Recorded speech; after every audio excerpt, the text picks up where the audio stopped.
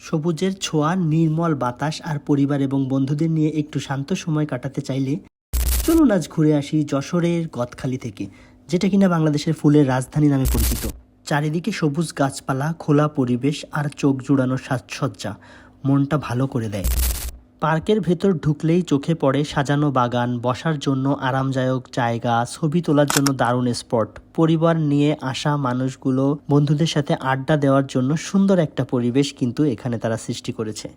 শিশুদের জন্য রয়েছে নানান রকম খেলার জায়গা, বড়দের জন্য রয়েছে বসার জায়গা এবং বয়স্কদের জন্য রয়েছে হাঁটাহাঁটির জায়গা। ছোট বড় সবার জন্য এই পার্কটি কিন্তু অতুলনীয়।